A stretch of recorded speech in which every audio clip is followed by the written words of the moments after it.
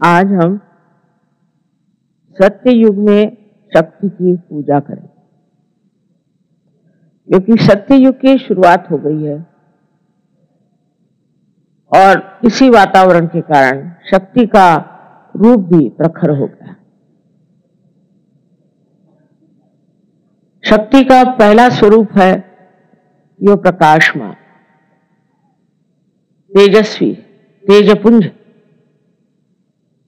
ये शक्ति जब प्रकट होगी पूर्णतया इस सत्युग में, तो हर एक गलत किस्म के लोग सामने उपस्थित हो जाए, उनकी सारी कार्रवाइयां सामने आ जाए। उनकी जो कार्य प्रणाली आज तक चोरी छुपे चल रही थी और उसमें वो मगन थे, वो सब खुल जाए। हर तरह की बुराइयां, वो चाहे नैतिक हो, चाहे मानसिक हो, आतंकवादी हो या किसी तरह की भी, सत्य को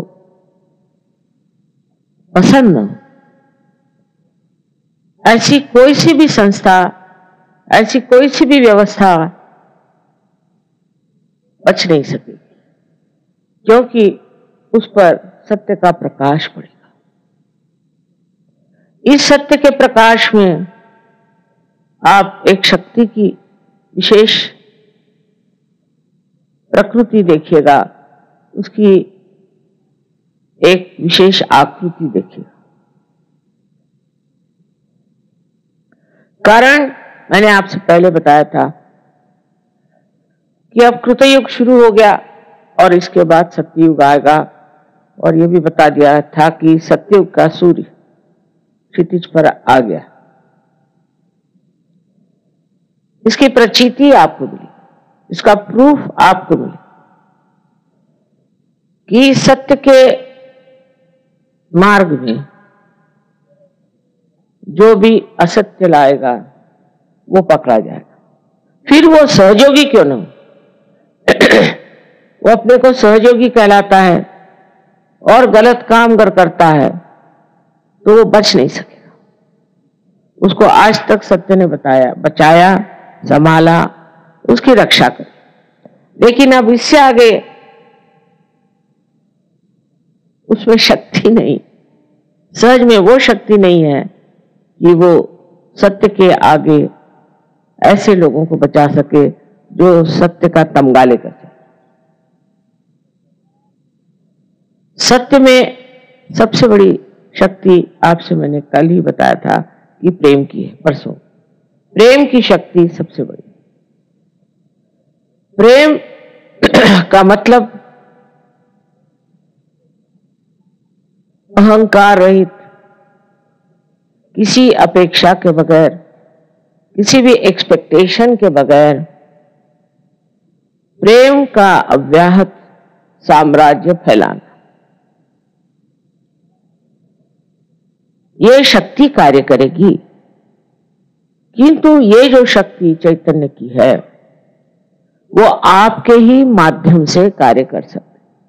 अगर चैतन्य स्वयं ही इस कार्य को कर सकता तो आज आप लोग सहयोगी नहीं बनते और सहयोगियों की कोई जरूरत भी नहीं रहती। लेकिन आज जो सहयोगियों की जरूरत आप समझ रहे हैं कितनी है, कि सामूहिकता में सहयोगी तैयार हो रहे हैं। इसका कारण यह है कि चैतन्य का वहन, उसका चैनल आप लोग। अब इस वहन करने वाली जो धाराएं हैं उनको समझ लेना चाहिए कि आपको किसी भी गलत काम की ओर नजर तक नहीं उठानी चाहिए, क्योंकि आप स्वयं शक्ति से संचालित हैं। आप में हर तरह की शक्ति वहन हो रही है, तो वही शक्ति आपको शक्तिवान, बलवान, हर तरह से समृद्ध और स्वस्थ बना सकती है। आपको और किसी चीज का आलंबन करने की जरूरत है। जैसे ही आप दूसरे किसी चीज का आलंबन करेंगे आप गिर जाएंगे। जैसे मैंने देखा है कि बड़े बड़े लोग होते हैं जो अपने को बड़े कहलाते हैं, वो खबर भेजेंगे कि हमें माँ से मिलना है, हम उनसे स्पेशली मिलना चाहते हैं। कोई स्पेशल वेशल होते नहीं है, पर हमको मिलना। अब मना करो तो लोग कहते हैं माँ वो बहुत सताए, तो मिल ही लीजिए उनसे। अब सब गिड़गिड़ा कहते अच्छा भाई, 3 बार कहेंगे वो आने वाले हैं, वो आने वाले हैं, सब दूर उसके इश्तहार लग जाए और वो आएंगे, पार हो जाएंगे और ठीक भी हो जाएंगे।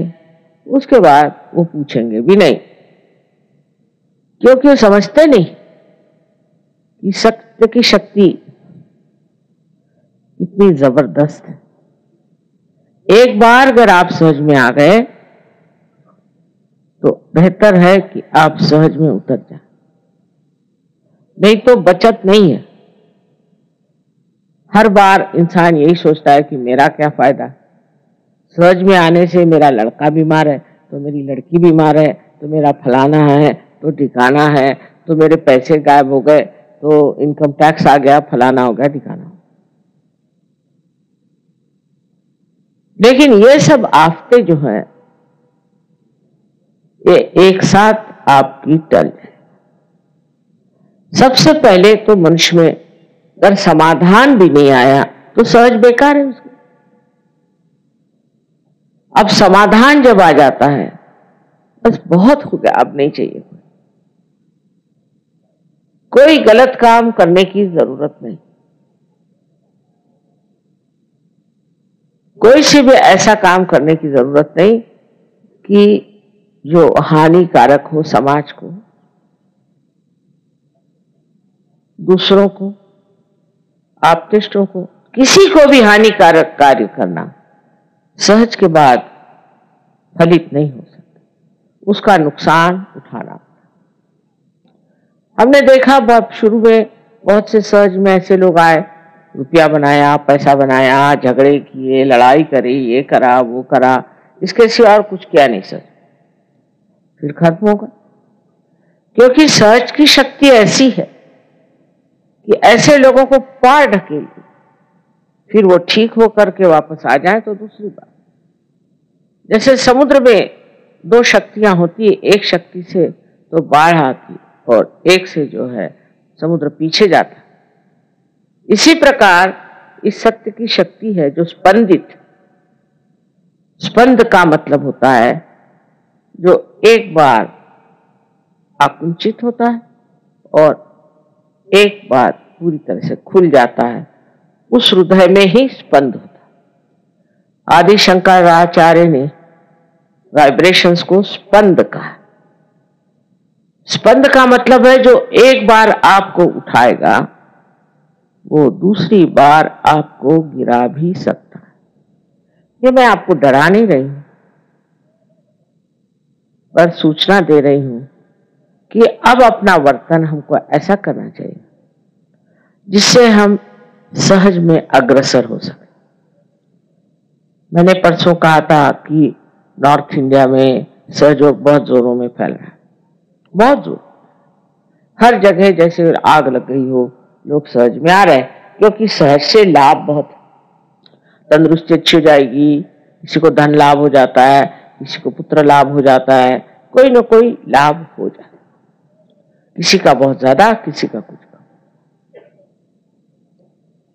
किंतु सबसे बड़ा लाभ सहज योग का यह कि समाधान, कि इससे आगे अब कुछ नहीं चाहिए, मुझे और कुछ नहीं चाहिए, मैं सब पा चुका। ये जब स्थिति आपकी आ जाएगी तब सहज समझना कि आप सहज में उतर गए और फिर अनायास आपको चाहे या न चाहे सहज आपकी देखभाल करेगा, आपको सर्वथा पूर्णतः संतुष्ट कर देगा। आपका समाधान जो है वो 7वें श्रेणी में पहुंच जाएगा। लोग कहेंगे इनको क्या हो गया, ये क्यों इस तरह से निरीक्ष हो गए? इनको क्या किसी तरह का संन्यास मिल गया? तो कोई परवाह ही नहीं।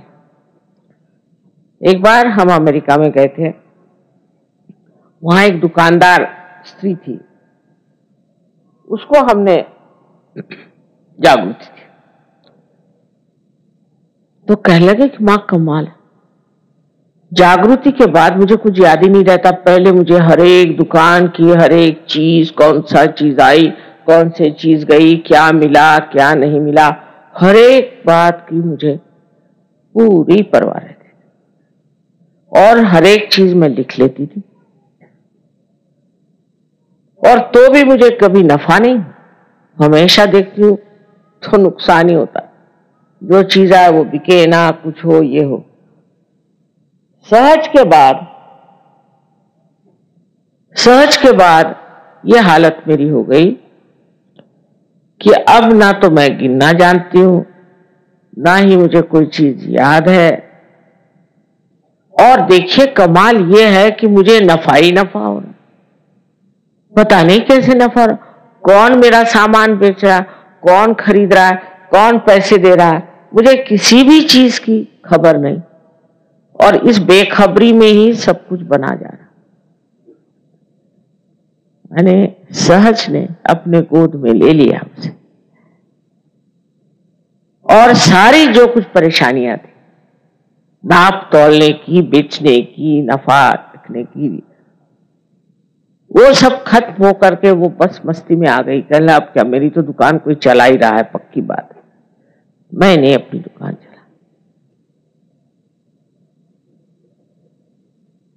और सब चीज इस प्रकार हो जाने से मनुष्य समझ जाता है कि अब मैं समाधान की 7वीं मंजिल पे पहुंच गया। उसको सोचना भी नहीं पड़ता, विचारों से परे ये दशा है। अब इसका कारण यह है कि सहज से पहले हम विचारों पे रहते हैं,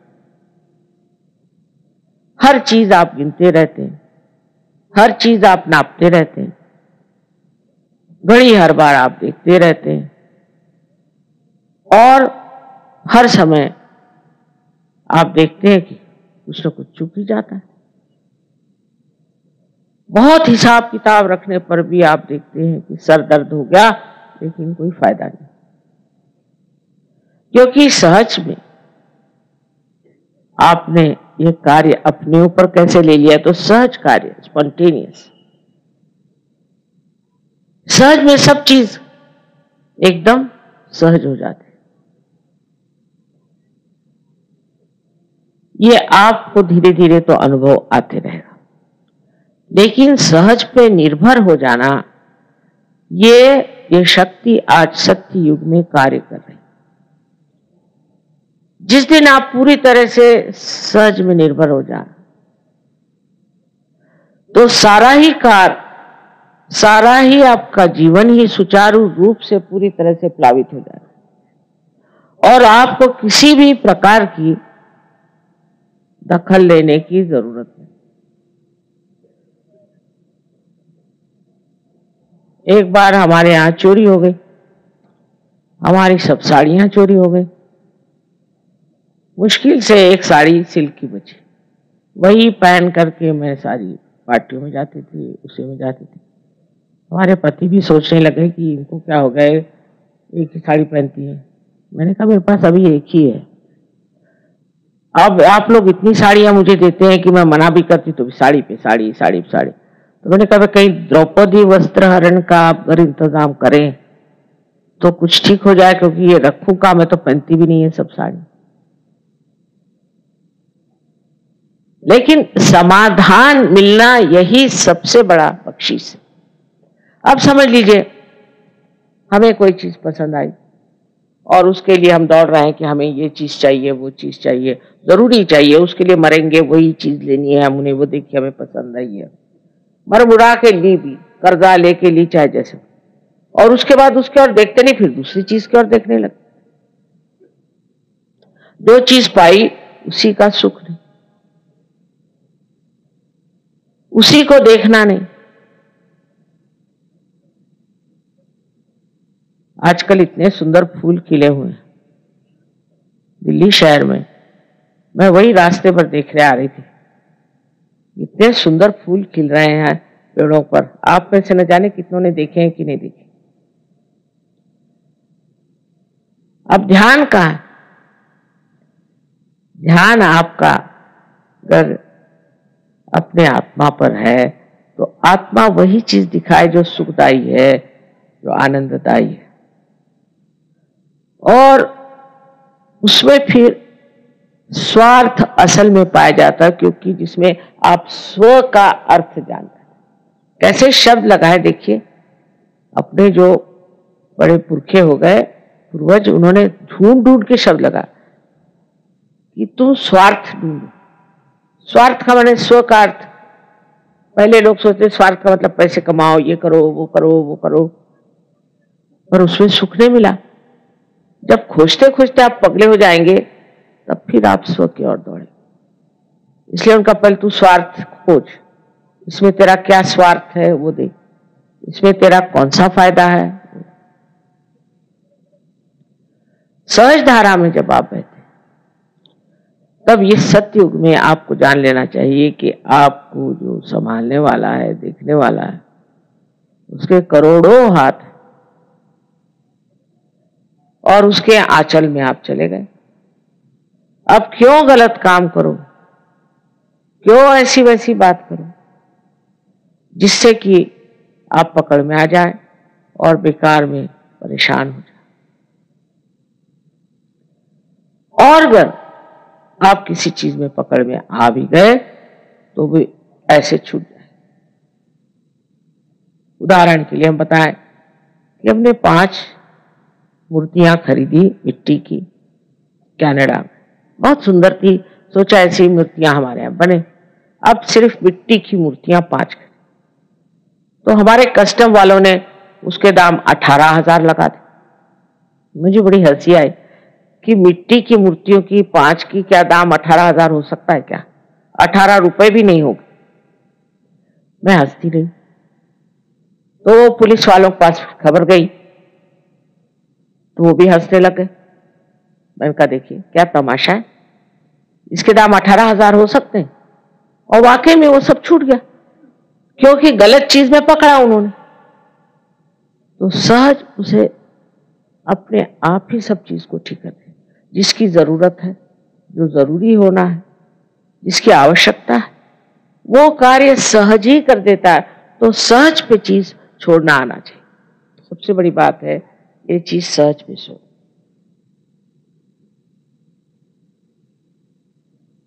बहुत सी बातों में हम देखते हैं कि लोग बेकार में परेशान, बेकार में परेशान, और इस परेशानी का मतलब यह है कि अभी वो सहज नहीं। तो एक तो इस सत्ययुग में जो शक्ति का स्वरूप है वो प्रकाश, और दूसरा सत्य, तीसरा प्रेम, और चौथा मनश्शांति। आप मन की शांति को प्राप्त करें, जो भी होता उसे आप देखते हैं। अगर कोई आदमी विचलित होता है तो वो सहज ही नहीं। आपने कितनों के नाम सुने होंगे, सोक्रेटिस का नाम सुना होगा, ये हजरत निजामुद्दीन साहब का सुना होगा कि इनको तो ये हुआ था कि अगर तुम कल आकर के हमें हमारे सामने सर न झुकाओ तो हम तुम्हारी गर्दन काट देंगे। तो उस शहंशाह का ही गर्दन कट गई रात। वो किसने काटी? उन्होंने थोड़ी काटी, उनके शिष्यों ने थोड़ी काटी। किसने काटी? किसी ने तो काटी होगी। इस प्रकार हर चीज सहज में, मैंने कहा कि 2 तरफा चलती है। जैसे समुद्र में बाढ़ भी आती है और संकुचित भी हो जाता है, उसी प्रकार सहज में भी आप 2 शक्तियों के द्वारा देखे जाते हैं। पहली शक्ति से बढ़ावा और दूसरी शक्ति से आपको निकाल दिया जाता है। एक बार सहज से आप निकल गए तो फिर हमारा आपका कोई सरोकार नहीं, हमारे ऊपर आपका कोई अधिकार नहीं। कोई भी आपको अगर हमारे ऊपर अधिकार जताना है तो पहले सहज में घुल मिल लेना चाहिए। जैसे स्वर्ण है, तब करके जब वो कुंदन हो जाता है तो उस कुंदन में ये शक्ति आ जाती कि वो हीरे को पकड़ लेता है। कुंदन में जब आप हीरा बिठाते हैं तो उसके लिए कोई भी ऊपर से टाँका लगाने की जरूरत नहीं, कोई चीज से पकड़ जरूरत नहीं। वो कुंदन, इतनी मुलायम चीज कुंदन, वो पकड़ लेता है हीरे को। हीरे से बढ़ के और कोई कठिन चीज संसार में। इसी प्रकार आपका भी कुंदन हो सकता है, और वो कुंदन में आप देखेंगे कि आपके अंदर समाधान की शक्ति है। समाधान में विचार नहीं, विचार से परे, सहयोग से आप बुद्धि से परे, भावनाओं से परे, गुणातीत एक ऐसी दशा में है जहां कोई विचार नहीं, कोई विचार। आप किसी के तरफ देख करके उस पर कोई विचार नहीं करते, देखते रहते।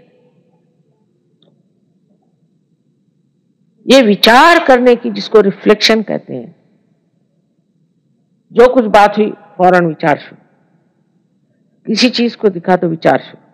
लोग पगला जाते हैं विचार कर कर। एक साहब ने मुझे स्विट्जरलैंड में कहा कि वहां चाहे मेरी गर्दन काट दो, मेरे विचार के तूफान से मुझे बचा। खुद डॉक्टर थे। तो ये जो विचार हमारे अंदर अहंकार की वजह से या संस्कारों की वजह से हमारे अंदर बंधे हैं, और उसको बांधने वाले और भी बहुत लोग हैं। किताबें पढ़ो, कहीं कोई गुरु के यहाँ का जाओ, किसी से मिलो जुलो, बातचीत करो, वाद विवाद करो। रामदास स्वामी ने कहा है, मिटे वाद संवाद ऐसा कराओ, जिससे तुम्हारा वाद विवाद का स्वभाव ही बदल जाए, ऐसी बातचीत करो। माने वाद विवाद मत करो। ये बात बिल्कुल सही कि हम लोग सहज में आते हैं तो भी हर एक चीज का हम विचार करते हैं, लेकिन सहज का चमत्कार हम जानते नहीं कि जब हमने अपने को सहज के हवाले कर दिया, पूरी तरह से हम सहज के हवाले हो गए, तो विचार भी सहज ही करेगा और सहज ही उसका हल भी करेगा। जो हम नहीं जानते, पर प्रश्न हमारे चारों तरफ। अब आज मैंने कहा था, समझ लीजिए 3 बजे पूछा, मैं जानती थी सब लोग घर गृहस्थी के लोग हैं, 3 बजे कैसे पहुंच पाए। देर ही होने वाली, उसमें कोई हर्ज नहीं, आराम से आएंगे, आराम से चलो। बहुत बार आदमी सोचता है कि मेरा रास्ता भूल गया।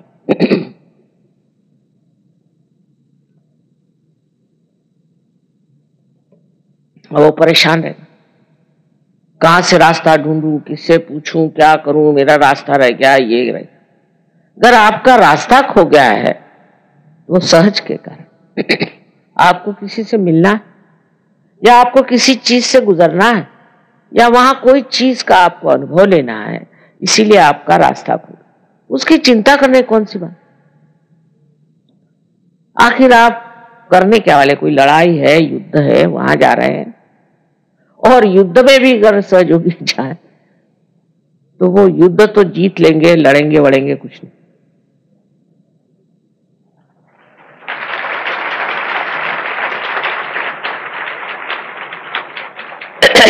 सत्य में विचार की शून्यता आने से मनुष्य जान लेता है कि विचार जो है वो शक्ति ही है। और जहां जहां जिन देशों में बहुत लोगों ने विचार